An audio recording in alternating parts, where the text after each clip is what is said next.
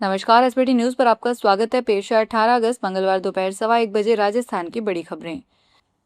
राजस्थान में बीते दिनों 83 आरएएस और 123 डिप्टी एसपी के ट्रांसफर किए गए थे। अब सोमवार देर रात को 40 आईएएस अधिकारियों को ट्रांसफर पोस्टिंग के आदेश जारी किए गए। साथ ही 20 आरएएस अधिकारियों को तबादले भी किए गए। पिछले दिनों हुए 2 आरएएस अफसरों के ट्रांसफर निरस्त भी किए गए हैं। राज्य सरकार के कार्मिक विभाग ने बीती रात करीब 12:30 बजे 3 आदेश जारी किए। पहले आदेश में 20 आईएएस अधिकारियों के ट्रांसफर किए गए थे। इसी लिस्टिंग में एपीओ चल रहे 6 आईएएस अधिकारियों को भी पोस्टिंग दी गई और 2 अधिकारियों को अतिरिक्त कार्यभार भी सौंपा गया है। दूसरी लिस्ट में 13 ट्रेनी आईएएस को पोस्टिंग दी गई और एक एपीओ चल रहे आईएएस को भी पोस्टिंग दी गई। तीसरी लिस्ट में 53 आरएएस अधिकारियों के तबादले किए गए हैं। उत्तर भारत के कई हिस्सों में तेज बारिश जारी है। मौसम विभाग ने राजस्थान, दिल्ली समेत 14 राज्यों में मंगलवार को तेज बारिश की चेतावनी दी है। बंगाल की खाड़ी में बना डिप्रेशन आज आगे बढ़ सकता है। यूपी के 25 शहरों में मंगलवार सुबह से बारिश हो रही है।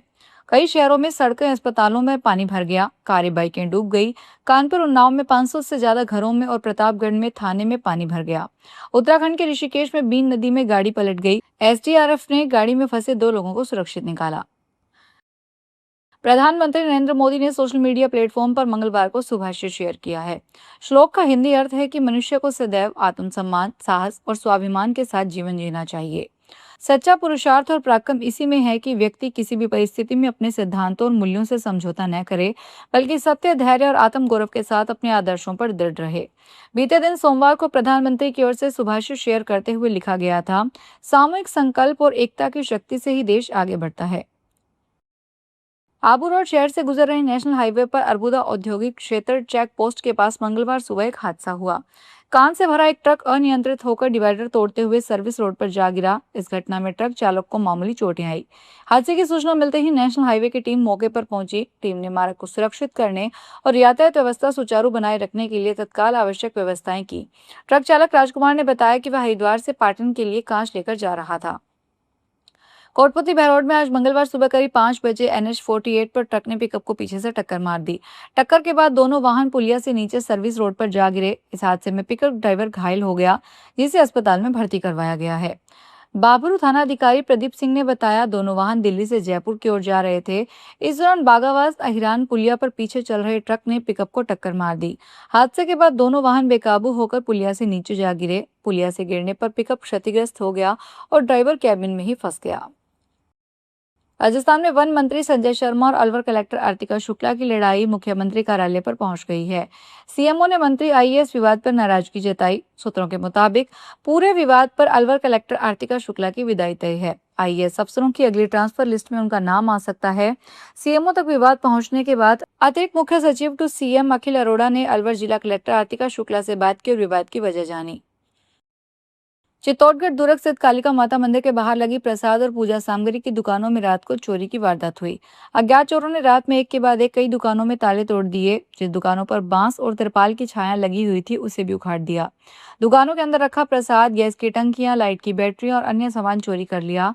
आज मंगलवार सुबह दुकानदार रोज की तरह अपनी दुकानें खोलने पहुंचे तो वहां का नजारा देखकर हैरान रह गए। घटना के बाद सभी दुकानदार एकत्र हुए और कोतवाली थाने में रिपोर्ट देकर कार्रवाई की मांग की। कश्मीर के कुलगाम जिले के कांजीगुंड में ट्रक और सीआरपीएफ की बंकर वाहन की टक्कर हो गई। हादसे में सीआरपीएफ के 5 जवान घायल हो गए।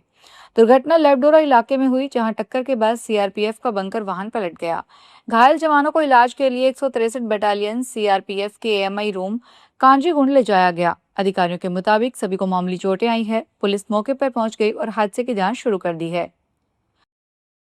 युवाओं को नशे से दूर रखकर खेलों में जोड़ने के संदेश के साथ मंगलवार को अजमेर में नशा मुक्ति जन जागरण रैली निकाली गई। राजस्थान कुश्ती संघ की ओर से आयोजित रैली वैशाली नगर स्थित देवनारायण मंदिर से शुरू होकर नई चौपाटी तक पहुंची। रैली में स्कूल कॉलेज के स्टूडेंट, युवा, पुलिस अधिकारी और शहर के गणमान्य लोग शामिल हुए। इस दौरान किक द ड्रग्स और खेलों से जुड़ने का संदेश दिया गया। आयोजन का उद्देश्य युवाओं को नशे के दुष्परिणामों के प्रति जागरूक करने के साथ उन्हें खेलों की ओर प्रेरित करता रहा। रक्षाबंधन पर यात्रियों की बढ़ती भीड़ को देखते हुए पश्चिमी मध्य रेलवे की ओर से कोटा मंडल से होकर 3 जोड़ी स्पेशल ट्रेनों का संचालन किया जा रहा है। ये ट्रेनें सोगरिया मथुरा, सोगरिया जबलपुर और कोटा हजरत निजामुद्दीन के बीच चलेगी। वरिष्ठ मंडल वाणिज्यिक प्रबंधक सौरभ जैन के अनुसार सोगरिया मथुरा अनारक्षित सुपरफास्ट स्पेशल दोनों दिशाओं में 7-7 फेरे लगाएगी। वहीं सोगरिया जबलपुर स्पेशल के दोनों दिशाओं में 4-4 और कोटा हजरत निजामुद्दीन स्पेशल के दोनों दिशाओं में 3-3 फेरे होंगे। बाड़मेर के रामसर क्षेत्र में इस साल मानसून की अच्छी बारिश हुई है, जिससे बाजरे की फसल लहरा उठी है। रामसर के अंतर्गत आने वाली अखानियों की ढानी में किसानों के खेतों में बाजरे की फसल पूरी तरह से लहरा रही है। अच्छी बारिश के कारण खेतों की तस्वीर बदल गई और चारों तरफ हरियाली छा गई। स्थानीय किसानों ने बताया कि इस बार समय पर और भरपूर मानसूनी बारिश हुई है, जिससे खेती के मौसम में सुधार आया है। अखानियों की ढानी क्षेत्र में बाजरे की फसल की बम्पर पैदावार होने की मजबूत उम्मीद है। प्रधानमंत्री ई बस योजना के तहत अजमेर को मिली 5 ई बसों का संचालन आज से शुरू होगा। 26 सीटर इन एसी बसों के लिए 5 रूट और किराया तय किया गया है। ई बसों के जरिए पुष्कर, नसीराबाद, टंटोटी, श्रीनगर, दोराई तथा किशनगढ़ शहर सहित प्रमुख आवासीय, शैक्षणिक, चिकित्सा एवं व्यवहारिक क्षेत्रों में कनेक्टिविटी दी जाएगी।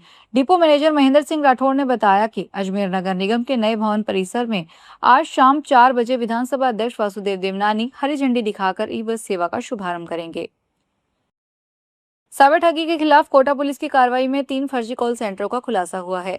पुलिस इस मामले में अब तक 5 आरोपियों को गिरफ्तार कर चुकी है। गिरफ्तार आरोपियों में 2 जोधपुर, 2 नागौर और 1 बीकानेर का रहने वाला है। पूछताछ में पुलिस के सामने साइबर ठगी के नेटवर्क को लेकर कई अहम जानकारियां सामने आई। पुलिस के मुताबिक गिरोह का मास्टरमाइंड जोधपुर निवासी मोहम्मद अशफाक बताया जा रहा है। उसने बेंगलुरु के कॉल सेंटर से साइबर ठगी का तरीका सीखा था।